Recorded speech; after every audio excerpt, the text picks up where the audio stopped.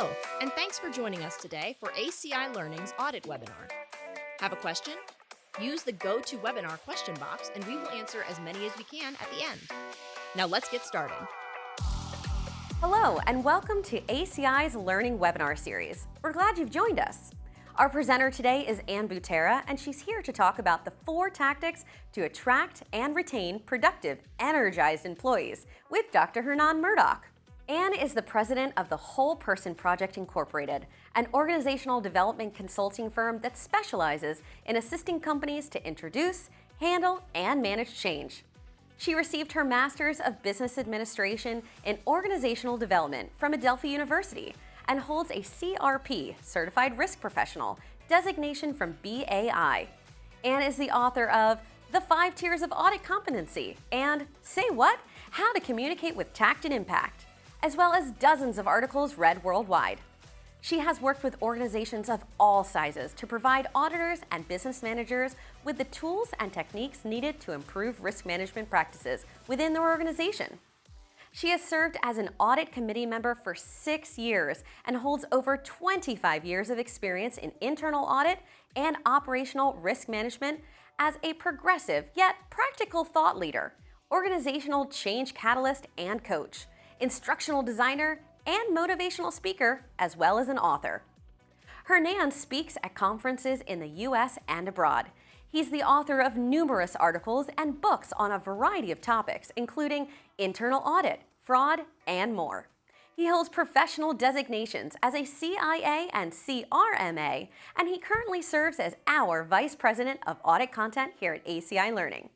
Prior to that, he was a senior project manager leading audit and consulting projects for clients in the manufacturing, transportation, high-tech, education, insurance, and power generation industries. So what exactly is ACI Learning? ACI Learning trains leaders in audit, cybersecurity, and IT. We deliver a lifetime of learning to over 250,000 engaged students, professionals, and organizations across 6 continents. So check us out at acilearning.com and follow us on your favorite social media. We'd love to get questions from you as we go along, so please put your questions in the question panel in GoToWebinar on the right side of your screen. We'll get to them after the presentation. This webinar is being recorded and a link to the recording will be sent to you within a week. You can also download today's slides and any additional handouts by clicking the links in the handouts panel. Now let's welcome Anne and Hernan to today's webinar. Thank you for joining us, guys. Where would you like to begin? Hi, Anne. So good to see you. How are you?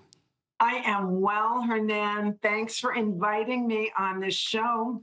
I'm so excited to be here. I am very excited to see you, talk with you, and to touch on a very important topic because there are so many things going on, right? The external environment, the world we live in, has changed so much. We are talking about, of course, a pandemic. We have dynamics around supply chain, and then we have an ongoing war situation.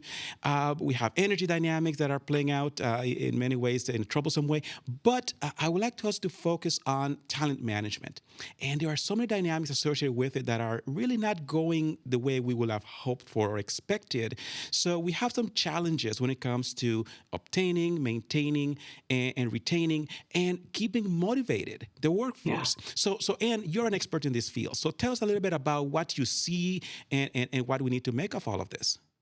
Well, I guess I want to set the stage first by saying finding talent is a perennial need area for organizations. When we think about what makes our organization special, it's our human capital. Doesn't that sound so formal? It's our people. It's what our people can do. It's their capabilities. If we throw our minds back to 2020, particularly in the U.S., I know in Asia it was towards the end of 2019 when the pandemic was starting. Think about all the change that our associates have gone through. If we pause just for a minute, I think that we can see why we have the situation that we have, why it's such a challenge to find good people. And you know what's also interesting? Let me just jump in for a second, because one of the things you said, I just wanted to underscore for everyone who's listening and watching, the fact that we have been talking for a while about automation And of course, that's such a very important Yes. topic. And we talk about automation as if it's going to solve all of our problems. But you mentioned something that I want to underscore, and that is that the success factor for just about every organization is really still the people. Yeah. All of these machines are going to do a lot of wonderful things for us, but making that a reality is going to depend on people programming, developing, deploying, and making all of this come together. So I just wanted to underscore that. Now, please go ahead. I hope I didn't distract you too much, but that's so important. No, and let me now go one more on what you just said. And I'm going to use an example. You mentioned the automation, and the idea is, we'll have these bots, and we'll take the repetitive tasks and we'll automate them. And that'll then free up our people to do more of the creative work, more of the demanding work, more of the critical thinking work. Right. And the example I'd like to throw out there is 20, 30 years ago, customer service was customer service for, let's say, a bank or an insurance company or any retail customer was a relatively interesting job. Mm-hmm. You give them addresses to send payments. You give your customers balance information. You take requests for address changes. Pretty, I want to say maybe stressful in that you might have irate customers. Something happened. They didn't have a great service experience. Right. But it was kind of easy questions. But you know now what? Think about what's happened also with the that, VRU. Another thing with customer service, and I did that work for a while, is that you also have an interesting window into the organization. So to your point about you look at payments and customers and products and services, and you also get a little bit of a window as to what's working, what's not working, and you're acquiring skills that will let you better understand the organization to move forward later on as well. But as we automate, my point is the work that is left for the employees to do, for the auditors or the risk managers or the InfoSec people, it's more demanding. Right. So the skill level that we need is higher. That's really what I'm trying to get at. Yes. The other thing that I wanted to set the stage with is, when we all were forced to automate in our own lives, work from home. I know there were people that didn't even have laptops to use. I mean, there was shortages of equipment, but onboarding became a challenge. Right, Think about how many organizations onboard people by buddying them up, and they say, okay, Muffy, you're new, go shadow Gonzo, follow Gonzo around. Well, that changed. Right, that's right. With the height of COVIDity. So we have this volatility that is hitting people where they sit. And it's not surprising to me that people, they're kind of confused.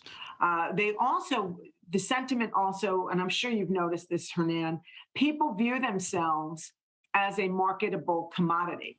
So I think that's something else that as we talk through these tactics today, I do think that we as employers, if we're on the management side, if we're on the leadership side, I think we have to be very, very mindful that our team members are viewing themselves as a product.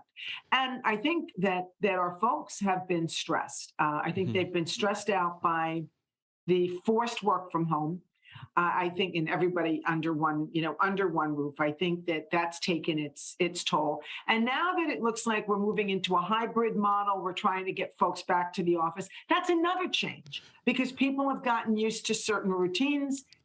And so big issue to keep in mind as we go through these tactics, organizational change takes time. Mm-hmm. So I'm going to share some tactics. And I would say if you are in the leadership role in your organization, don't feel that you have to do all four. Mm-hmm. It's better to pick one and stick with it because organizational change takes between 18 months and 36 months to just take hold, meaning you put an initiative out there. So let's say you want to go agile. I'm just going to use that as an example. You have to keep saying that and proving that and demonstrating that for between 18 to 36 months for your team members to believe you and not think it's the flavor of the month. It takes 5 to 7 years to bake the change in so that it's part of your culture. So as we move through the tactics, it's not a matter of, oh, I need to do every single thing that Anne's talking about, every single thing. No, it's choose wisely, choose what will make sense for you. No, and Also, go ahead. and I will also imagine that along the way, because you gave us some very interesting and very useful timelines to understand that we need to be patient and persistent. That's an important thing that I'm taking from what you're saying. But also I will imagine that there's that certain amount of disruption that this is going to cause, right? And you kind of touched on it when you were talking about people getting into some patterns. They're accustomed to working from home. Now they're going to go into the office, let's say, whether it's 1, 2, or 3 days a week or something like it, but they're going to spend their time in a split mode, sometimes at home, sometimes at work, whereas in the past, it was all at the office. So now, that disruption, can you tell us a little bit more about that? Because I'll imagine there's maybe some resistance in some cases. Yeah. And, it's really, you are clairvoyant, Hernan, clairvoyant, because what I was about to say, and it's literally, reading my mind, what I was about to say is, while you're absolutely right, organizationally, we need to be patient and persistent. What's happening simultaneously is at an individual level, team member by team member, when faced with a change, as you put it, a disruption, I think it's a great word, because that is the way it's perceived. The first reaction at an individual level is resistance. Is the only exception to that, by the way, is if the individual is proposing the change. Whoever proposes the change is okay with it. Whoever's on the receiving end, like the caboose on the train, not so much. So at an individual level, what we've got going on is individuals' first reaction is resistance. Might even be denial. You can't mean me. This doesn't apply to me. I hear you. I hear sound coming out of your mouth, but this is not happening. Once we get past resistance, if we get past individual resistance, is really better put, because these stages, the stage of resistance, an individual can get stuck in that stage. That's right. And that's why sometimes we say to ourselves as managers, gee, Muffy really is like an organizational cowlick. We've tried to get the cowlick to, flatten out and go with the rest of the head of hair. It's not happening. I think we have to, ask Muffy or Gonzo to separate or to find another opportunity. So first stage is resistance. If we can point out the benefits in general, as the leadership team, individual benefits, not benefits to the organization, but benefits to the individual. Now we can move the individual into the next stage, which is chaos. As they're trying to adopt and adapt, they're trying to adopt the new behaviors, adapt their habits. And they're going to make which mistakes. way they're going to work it out. Yeah. They're going to make mistakes. Right. So as leaders, when we see that the individual is in the chaotic stage, they're trying, they might be not succeeding. We need to demonstrate that we view problems as learning opportunities. And I really mean we've got to demonstrate that. Right. We can't just mouth it and then almost punish the person for not doing so well. So we've got resistance. We get them through resistance. Now it's a little chaotic because they're trying to adopt and adapt.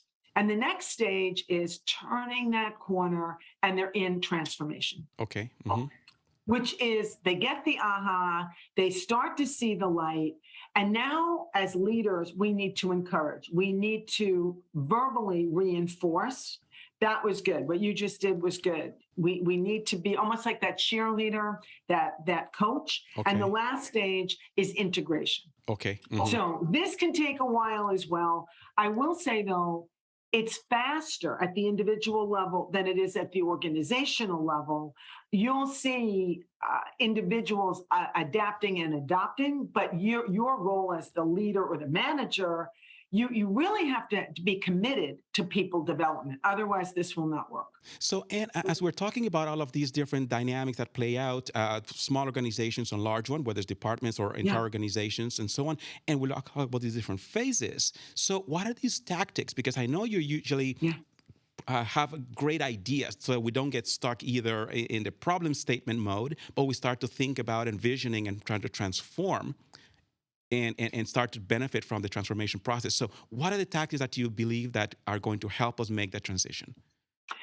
So, I'm sure you've heard the expression size matters, and it's true. It is true. And it's true also about team building. I don't know what else you were thinking about, but I'm just saying size matters when it comes to team building.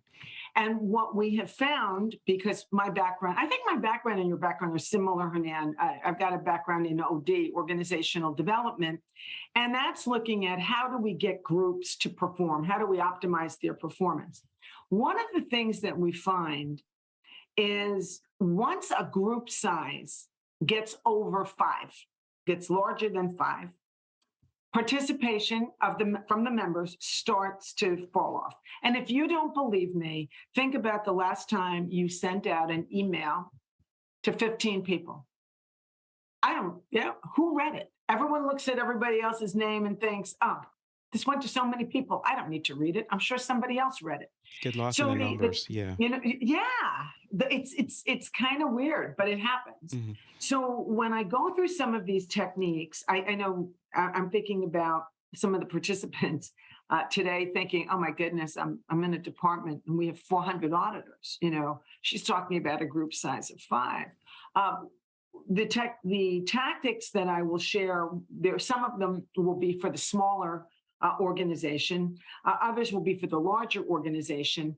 And there are ways that we can keep breaking people down. I don't mean emotionally, but I mean grouping them. Right. So that we don't exceed that magic number of 5. Okay. Yeah, and I found that with audit teams as well, in many instances where you find that once the team gets large, it becomes much more difficult to manage, but you want to maintain that connectivity among the individuals. So I hear what you're saying about the group sizes. So these tactics, which one will be the first one you want to share with us? Well, before I get to the first one, by the way, I just want to say, for those of you who are in the smaller shop, so let's say you're in a shop where there's 12 auditors or there's 6 auditors. The issue is the opposite. People get used to working on their own. So you'll have audit teams of 1. And so we don't have team building there either. We have individuals. So it's not that, oh, wow, I've got a large audit shop, that's a problem. And neither is it, oh, wow, I've got a small audit shop, that's a problem. It's just we need to be mindful as we look at these tactics that size does matter, and some of them just need to be a little adapted. All of the tactics will work in a work from home environment, in a hybrid environment, and they'll also obviously work in a group live environment. So I'd like to start with the first tactic that will work for both large and small departments, because the focus of this tactic, which is develop a reputation for being a people developer. So this is really a change that leadership needs to make. I've over the years, I've worked with, as you probably have as well, Hernan, it's like tens of thousands of people. And I would divide managers into 2 camps. There's one camp, and I call them the design and builders. And these are people that love a challenge. I mean, you could give them a challenge. Start an internal audit department, start a risk management function, a working risk management function. And these people thrive on that. They're not thrown by ambiguity, but once they build it, they're bored. They are so catatonically bored. These are folks that thrive on achievement. The other category of folks that I've worked with, they are the natural nurturers. They are the natural people developers. So if you fall into that second category, then I would just say you're very fortunate. because you innately realize that you need to be like that orchestra leader that is getting the best and the most from each individual performer. I think we put a lot of emphasis on getting the work done. We got to get our plan done. We've got to achieve.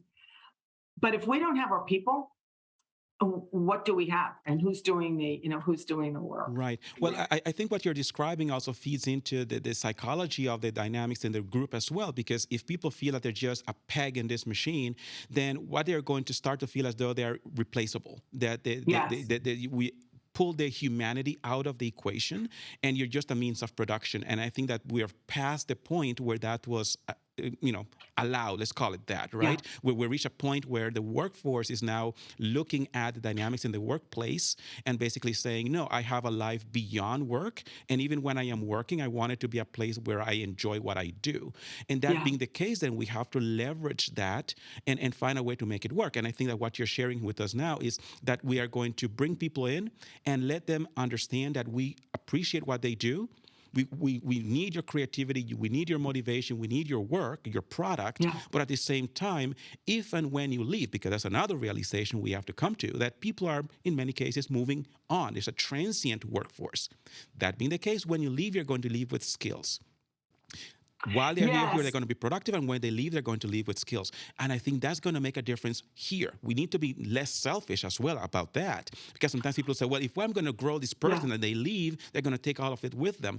Well, while they're here, you have the ability to make them productive or not make them productive. What's your choice?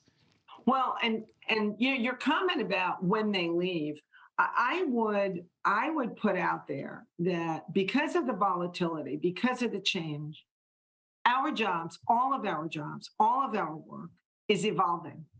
And I would say that there is an opportunity to continually learn and to continually grow. I mean, I think about, it's a little depressing.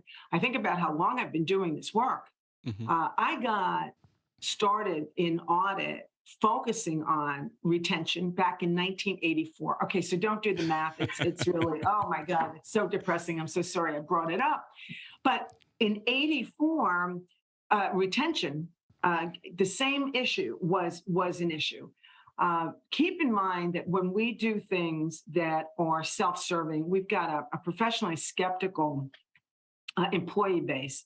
They're among the best educated within our organizations because of the continuing education that they're required to take. Plus, by trade, they're supposed to be professionally skeptical. So when we as leaders or managers put an initiative out there, we've got to make sure that we've thought through some of the things that you just mentioned, Hernan. What about work-life balance? How do we put it out there? But when I was mentioning being a people developer, I was thinking about what you just said. I was thinking, gee, we've got to show people that if you work with me, you will continually learn things.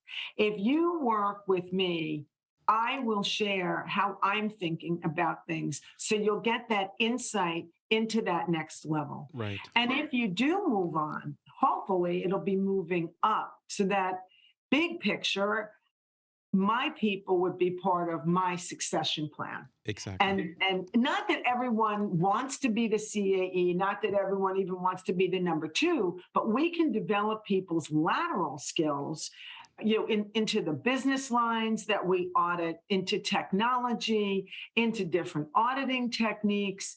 So I think there's really a lot to be said, but we've got tactic 1 is marketing ourselves as people developers. And we all know you can say whatever you want to say. People want to see the evidence. Right. Now, another thing that I believe is very important here is that, when we talk about people moving on, it doesn't necessarily mean, and hopefully not, it may or may not be, but they may be moving outside the organization. But if we create a good environment, they may move within the organization. So now we increase our retention. And how about we talk about that second tactic? How about we take a look at that one?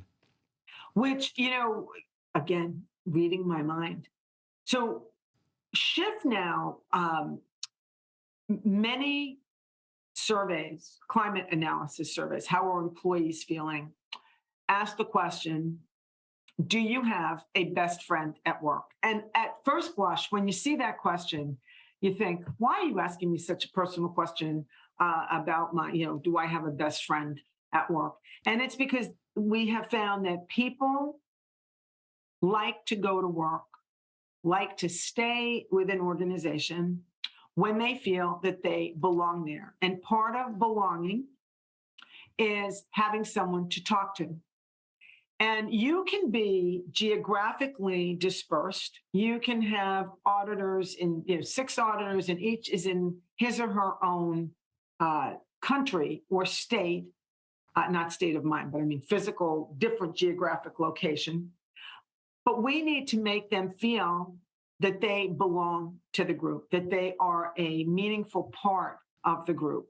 And that sense of belonging goes beyond the technical, goes beyond their job title, goes beyond their role organizationally and their work. It's getting to know people, getting to understand their values, getting to appreciate the context for them, their background. Now, I recognize that I'm sure we've all worked with that person that says, I'm only here to do a job. I'm not here to make friends. I'm not here to be liked. And I would say to you, that's more the aberration than it is the rule. People like to be part of something bigger than themselves. They like to feel that they're doing important work. So making time for people to get to know each other is important, and it runs counter to what we normally think of. When we think of running a meeting, I don't know about you, but I think most people think of use the time wisely, every minute needs to be productive and don't waste any time.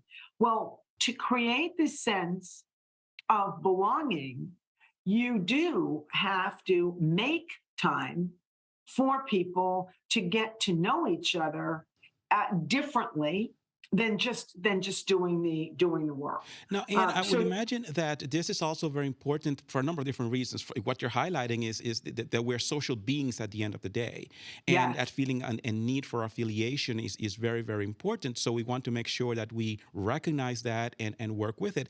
And if we add the thing that we also added at the beginning of today's program, where we're talking about the work from home dynamics and the hybrid arrangements, where people don't have that walking in the hallway and meeting people and talking to people while they're getting coffee or water, we don't have those moments as much anymore. So we need to acknowledge that and try to work diligently to create those moments when people are going to connect. Now, I just wanted to a quick message for those who are watching and listening that please put your questions in the comment box so that we can address your question when we get to our Q&A section.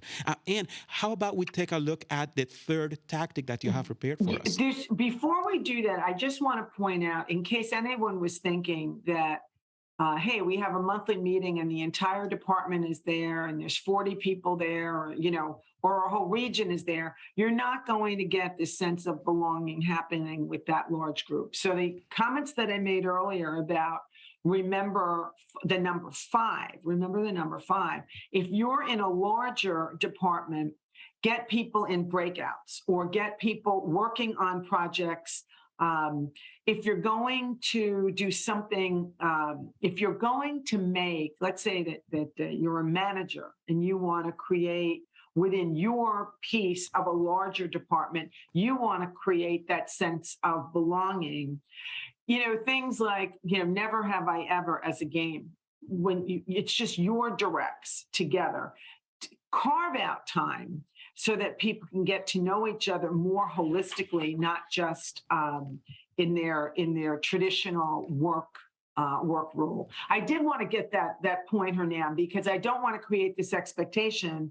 Tell us about yourself, and you're one of 40 people. That's not going to work, and that's not a good use. It's not a productive use of time. So I did want to get that in there. I do think if you're in a larger department and you don't, you say to yourself, well, how are we going to do this? I think you could have special events for people that are celebrating, let's say, anniversaries, monthly. And so you have this get together. You can, if you're part of a larger global organization, you can create these forums. Like, who wants to just get together and talk about fill in the blank? And just get that kind of seed it, start it, and then just let it take over. And people will find others with common interests.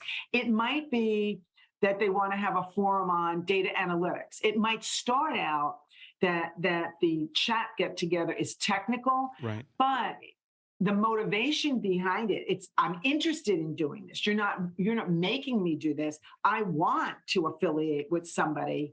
And when you get with someone, it's like a hobby. You start to enjoy it. So I Right. did want to make those points about the size and about letting it start to happen organically if you're in a larger organization, but create that opportunity. Let people know that it's okay to have these forums on work time, because ultimately the sense of belonging will really pay dividends organizationally. Okay. Perfect. Great ideas. Appreciate that. Yes.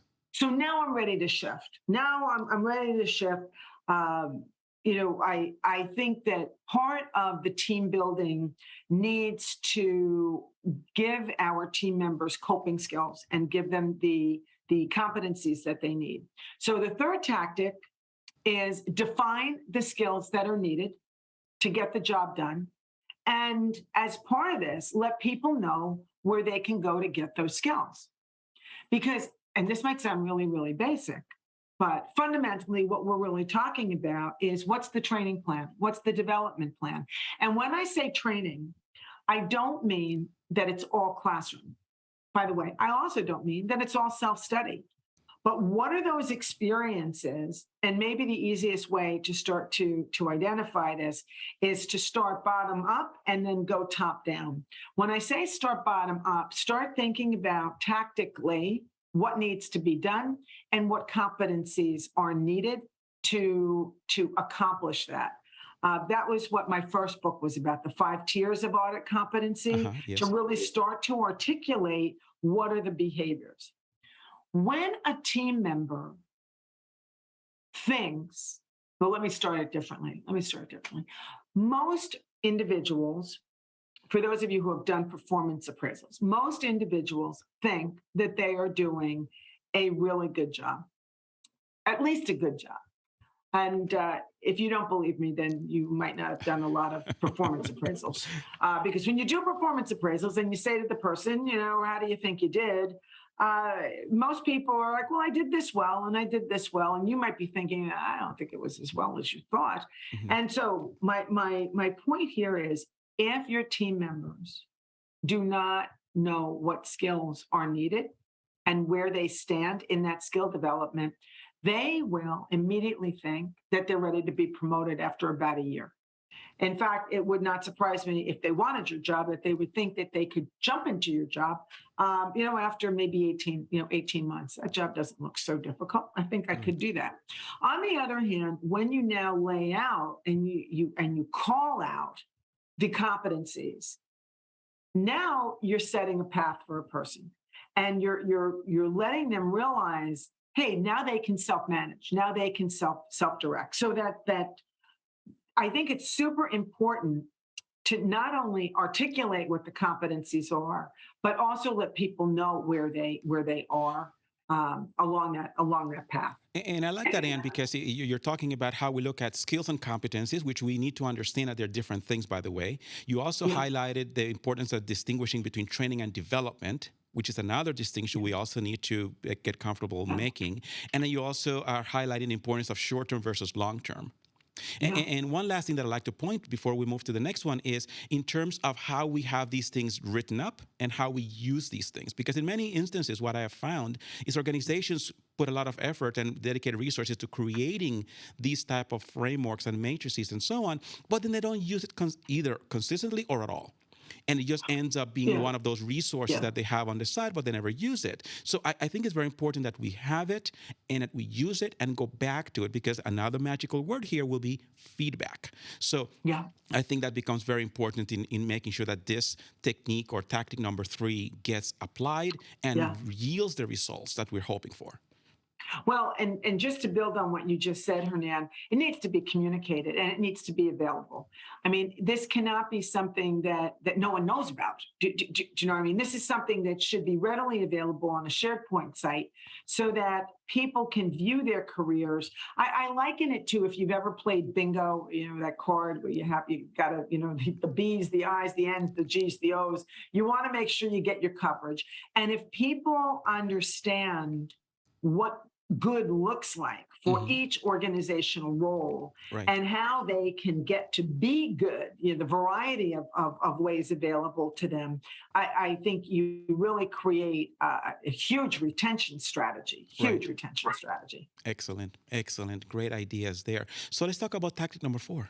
Yeah. So this one, I have to say, when I was thinking about the centers of creating centers of expertise, which is the fourth tactic, you need to have a department that has more than 2 people in it to do this. I was thinking really more about the larger departments.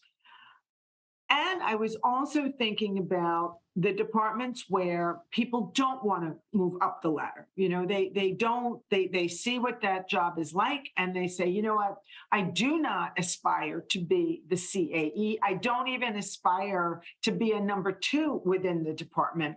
I really like the technical side of auditing. I really like the testing. I like the data analytics.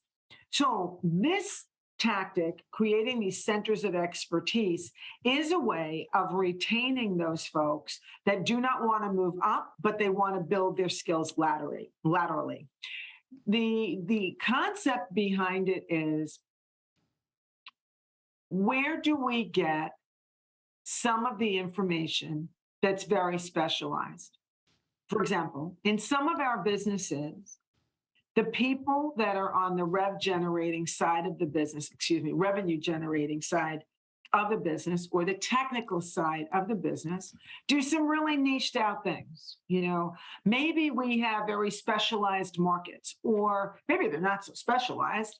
We just need to learn more about them. We need to understand the markets better. Each of these things, which is unique to our organization, could become a center of expertise within your department. So let's say that, I'll use a simple example. Let's say that I'm on your team and I have a purple passion for data analytics. I just love the concept of data mining. I just love data. I love thinking about how we can organize and array data and sort data and analyze data. And I would, eat, sleep, and drink it. I'm just that interested in it. And I'd like to pursue that some more. But I still like auditing somewhat. But I want to pursue that. If you enable me as part of my job to create this center of expertise, and it would be publicized within the department that if you have a DA question, a data analytics question, go see Ann. Maybe I get a spot on a SharePoint site, and I just tell the department, I'm putting articles and I'm maintaining these articles. And if you have any questions on these articles, see me. Do you see what I'm getting at, Hernan? Right, It's very, very right. flexible.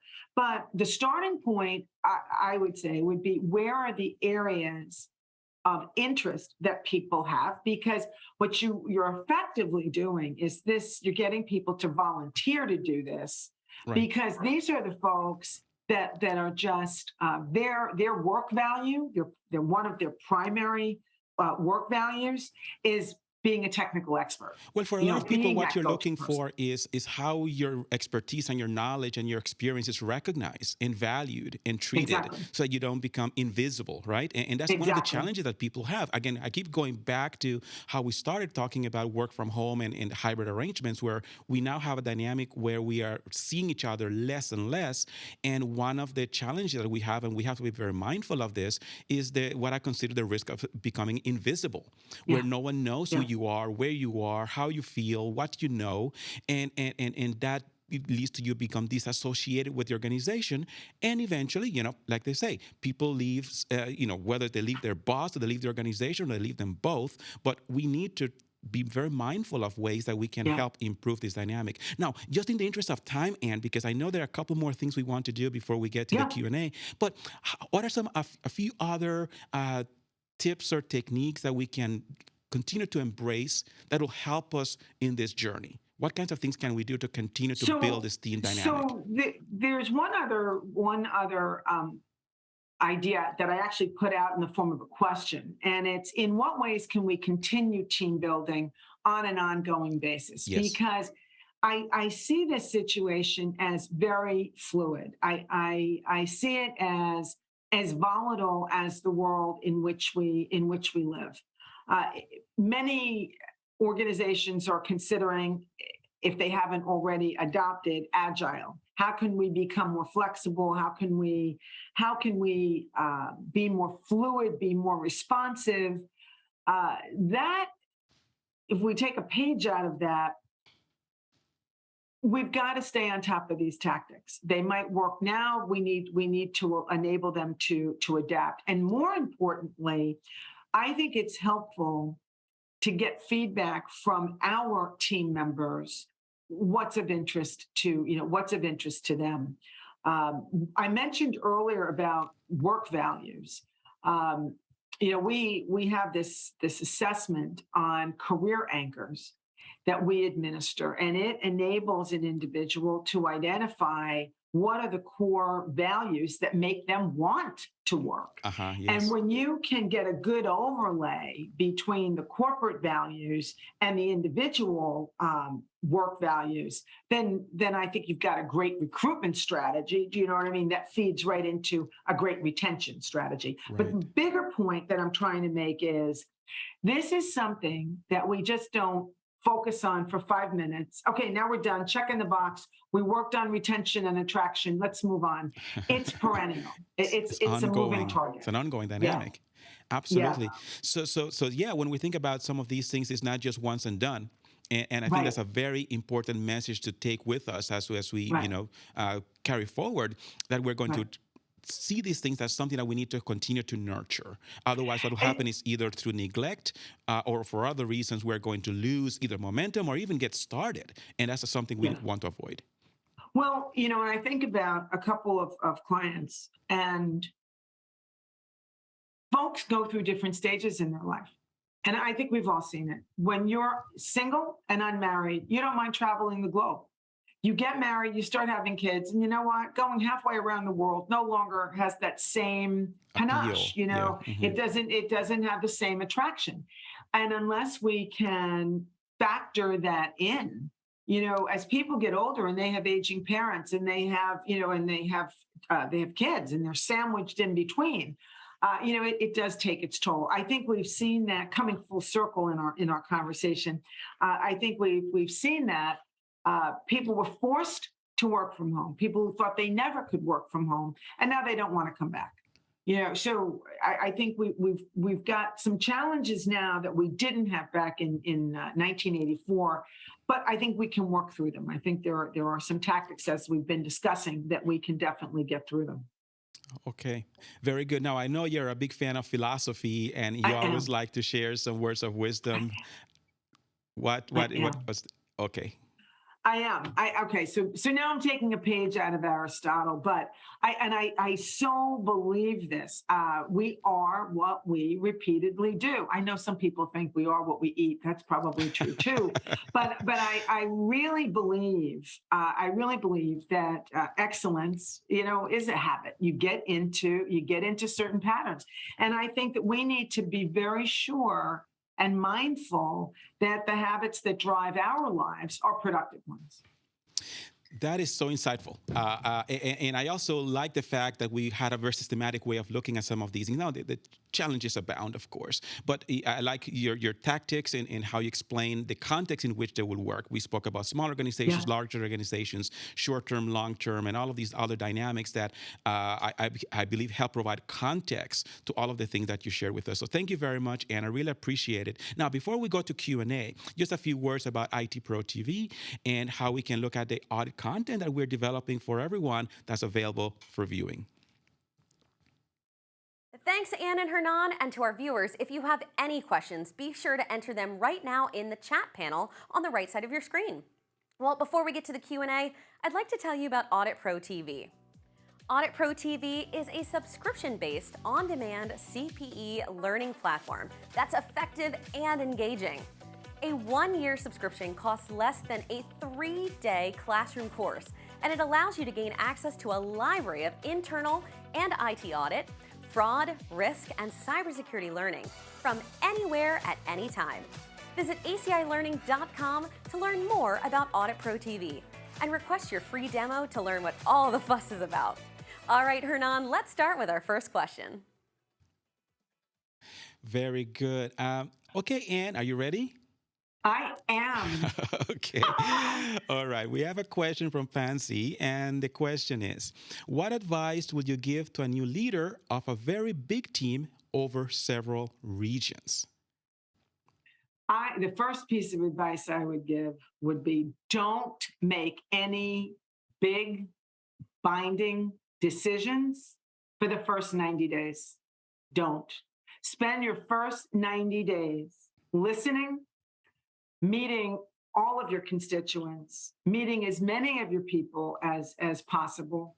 That would be my first piece of advice, because it's complicated. It's political, it's multi-leveled, and once you put something out there, remember what I said earlier, organizational change, the initiative, takes between 18 and 36 months to take hold.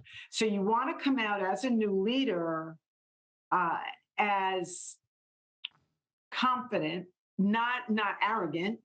You want to be able to come out with your plan, with your vision,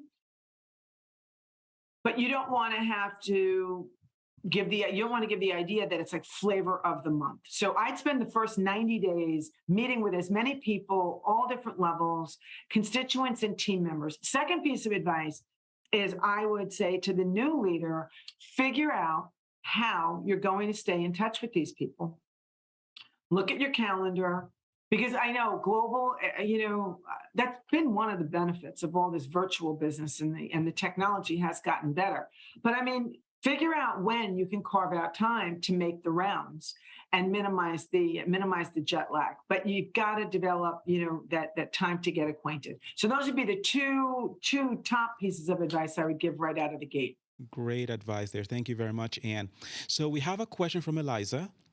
Which of the 4 tactics is the hardest to implement within an organization, and why? I don't know if they're necessarily hard. I think it's more, what culture are you in? So for example, this idea of belonging, you have to allocate time in a meeting to play a game, like 2 lies, 2 truths and a lie, or, never have I ever. In some cultures, it's like, oh no, we're not playing a game. That's we're true. not playing a game. Right. Are you kidding me? We're not playing a game. And so that would just fail, because it just is not a good cultural fit. Mm-hmm. So what I would say, when in doubt, toss it back to the team members, because they'll know what they really want to do. So if you're thinking about one of these tactics, give them some ideas, or throw it to them, toss it to them, and say, this is what we're looking to achieve. It's things are better when we work together, and we're trying to get our teams more solidified. Or maybe you put it out as, we're trying to create more consistency or crosstalk or cross-sharing across our teams, and give it to a couple of teams to come up with some ideas. Excellent idea there and suggestions. Yes. One thing that I found very interesting over the last few years, I believe it's been getting a little bit of traction, is book club. Now, of course, which books you choose also plays a role, but it serves different purposes. And I know some of people in audit are very much focused into, okay, so what's the takeaway? And of course, we spoke about the importance of the social dimension and the psychology. But if you still really want to have a say in terms of skills, you can also have book club with a diversity of topics, where you have some deeper reading, reads, some lighter reads, but everybody gets to talk. They get to choose. You get to choose, and you create a lot of dynamic and interaction. So you just wanted to share that as well. Well, Yeah. and we have another question from Christina. And her question is, what advice do you have for those wanting to manage up to increase engagement? So I'm not sure that I understand the question. I'm going to take it, and if Christina, if I'm not catching it, type quickly into the chat what you really mean. What I'm reading into your question is, hey, I'm not the leadership. I'm not part of leadership, formal leadership, but I want to influence what's happening, and I'm here, and I want to share some of these ideas upward. What's the best way to do it? That's what I'm taking out of your question. I hope I got that right, because that's what I'm going to answer. So if I'm not right, type fast, Christina. What I would do is I would pause and I would say to myself, what's important to my CAE and his or her directs right now? What's important to our organization right now? So, for example, some of our clients are rapidly growing through acquisition. So there's a lot of organizational change happening, and there will be a lot of organizational transformational change happening. If you want to suggest doing some of this team building, I would make that suggestion within the context of, my understanding is we're going through a lot of change, and I'm thinking it might be helpful to get ahead of recruitment or get ahead of retention efforts by really making us a very sticky organization. And I is this something of interest? Because if it is, I have a couple of ideas. Notice how I'm couching it within the organizational, what's important to the organization as a whole, what's important to audit. And I originally said it backwards. We should start with what's important to the organization first, and second, what's important to audit, because that really should be the way it flows. And then weave in how this team building can help that goal achievement. Well, you will be happy to know that Christina followed your advice and notified us that you read the question correctly and answered it in a way that was very valuable as well. So very good there, yes. But making it purposeful, right? What is the need, and how is this going to help us satisfy that need? Okay, we have a question from Richard. How will you measure the success of the 4 tactics after implementation? So, how much do you want to measure them? Because you could do pre and post surveys. You could use SurveyMonkey. I mean, you could, if you really want to, play nicely in the sandbox, go talk to your HR generalist and see what they'd be thrilled to see you, and say, gee, this is what I want to do. Do you have any surveys? But the measurements really, I don't think it's that difficult. I'm sure you're measuring headcount today. I'm sure you're tracking training today. What are people training on? I'm sure most organizations have some type of a QA function. When people are unclear about what they are supposed to do, there's a lot of rework. When people, I'm thinking about specific behaviors that you could measure. So at a macro level, you could look at the surveys pre-post. You could look at turnover. How long are people staying? Where are they going? I don't know if your HR area, another plug for HR. I don't know if your HR area religiously does exit surveys, but you could start to find out, well, why are people leaving? And understand that. And work that into your retention plan. But you also can look to see, you could just kind of tell when people are happy. I mean, you see the interaction. If I were a leader and people were coming to me with ideas, that would show me that they're engaged. That would show me they've got more ideas, and they're ideas that would make the workflow go better, that would make the methodology go better. So I think there's several ways that you could measure. But I'm loving the fact, by the way, that you want to measure. I think that is so important, by the way. I think it's hugely important to measure the results. Great suggestions there, and definitely appreciate it. We have a follow-up question from Pansy, and this goes back to something that we mentioned earlier on. What is the best way to tackle resistance from team members? I think understanding where it's coming from, because you can't, it's It's like when someone objects, when someone says, "Oh, that would never work." You've got to kind of understand where are they coming from with that point. What is the source of the resistance? And I would keep an open mind, because sometimes what they're saying is real. At a minimum, it's real for them. I would also say expect the resistance. Sometimes the resistance is just because they don't understand it. I mean, the way they heard it, it doesn't make sense. Maybe they misheard it, or maybe the way it was communicated, we didn't word it the right way. Managing the message is just as important as the message itself. So if people don't understand it, if we didn't conceptualize it well, we've got to work on that. We've got to work on that as well. So expect the resistance, understand its source is very important.